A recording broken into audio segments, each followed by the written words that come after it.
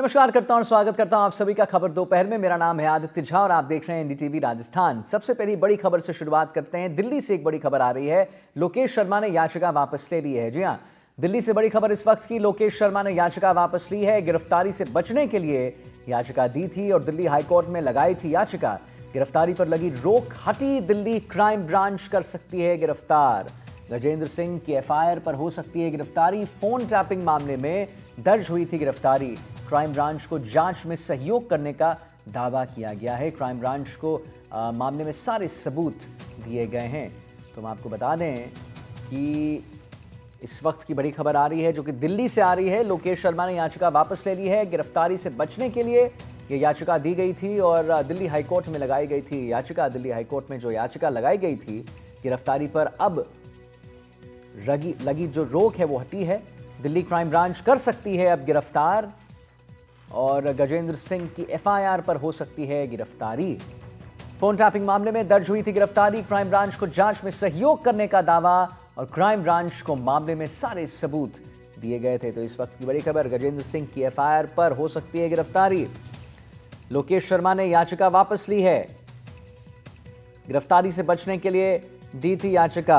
सुशांत पारिक हमारे input editor phone line पर जुड़े में। सुशांत, आपका आकलन क्या कहता है इस पूरे मुद्दे पर, जरा हमारे दर्शकों को बताइए।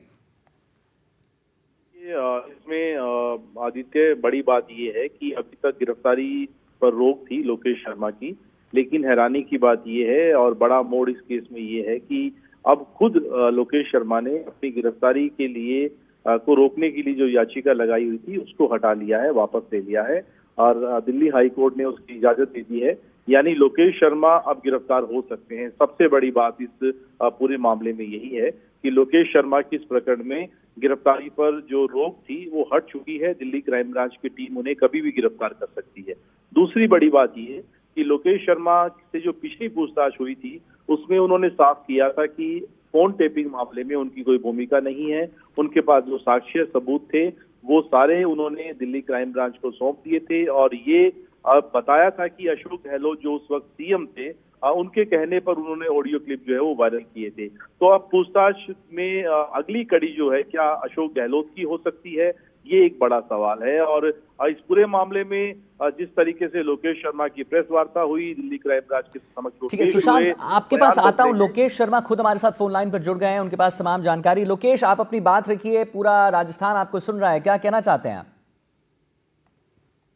मार्च 2021 में गजेंद्र सिंह शेखावत जी ने, जो उस समय केंद्रीय मंत्री थे, उन्होंने मेरे खिलाफ एक एफआईआर दर्ज करवाई थी फोन टेपिंग मामले को लेकर। और उसके बाद से लगातार जब भी मैंने मीडिया के समक्ष अपनी बात कही, हमेशा सभी को ये कहा कि फोन टेपिंग से सीधे तौर पर मेरा कोई लेना देना नहीं।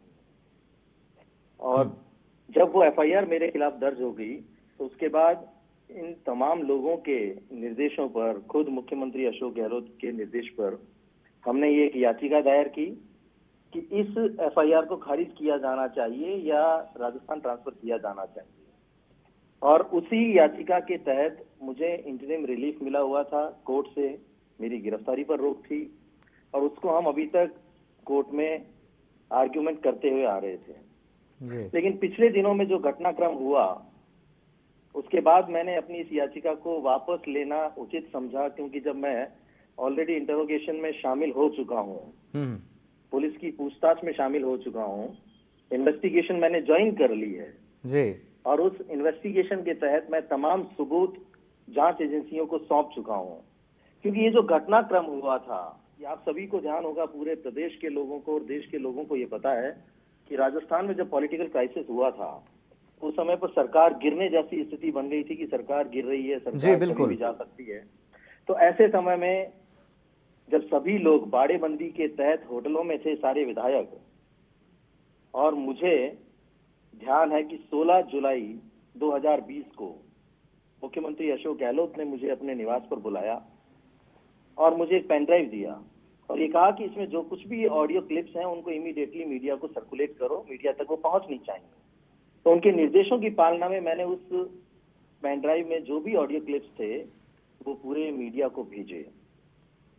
और उसके बाद से लगातार सभी ने देखा कि सरकार बच गई, किस तरीके का घटनाक्रम हुआ।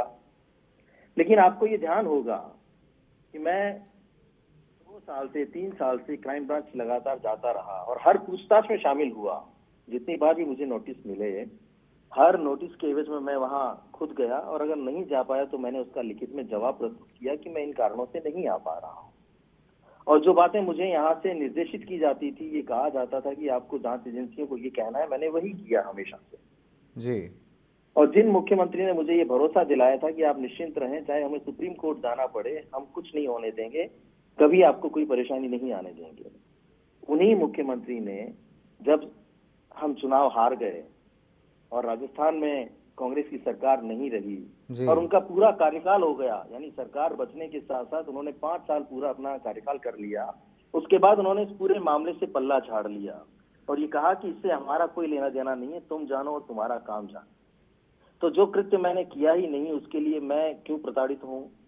इसी भावना को लेकर पूरा सच देश और प्रदेश की जनता के समक्ष मैंने रखा, मैं सबूतों के रखा।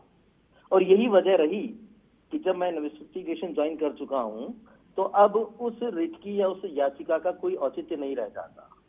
अब ये तो तय जांच एजेंसी को करना है, क्योंकि जो इंटरिम रिलीफ था मुझे मिला हुआ, वो तो अब नल एंड वॉइड हो चुका है पूरी तरीके से। जांच एजेंसियों को तय करना है कि आगे वो किस दिशा में काम करेंगे, क्योंकि मैंने स्पष्ट रूप से अपने लिखित स्टेटमेंट में ये कहा है कि पूर्व मुख्यमंत्री अशोक गहलोत के निर्देशों पर मैंने ये सब कुछ किया। अब आगे की जांच तो उनसे होनी चाहिए ना, नहीं वो ऑडियो क्लिप्स उनके पास कहां से आए? नहीं लोकेश जी, वही मेरा दूसरा सवाल भी आपसे ये था कि 25 सितंबर को क्राइम ब्रांच ने जब आपसे 6 घंटे पूछताछ की, तो आपने एक और बात यहां पर रखी और आपने कहा कि दिल्ली क्राइम ब्रांच को अशोक गहलोत जी से पूछताछ करनी चाहिए कि उन्होंने कानूनी रूप से या गैर कानूनी रूप से फोन टैप कैसे करवाई। ये भी आपने बात रखी थी। हाँ बिल्कुल भाई, मेरी जो भूमिका थी वो मैंने स्पष्ट कर दी कि मैंने निर्देशों पर उसे मीडिया को भेजा।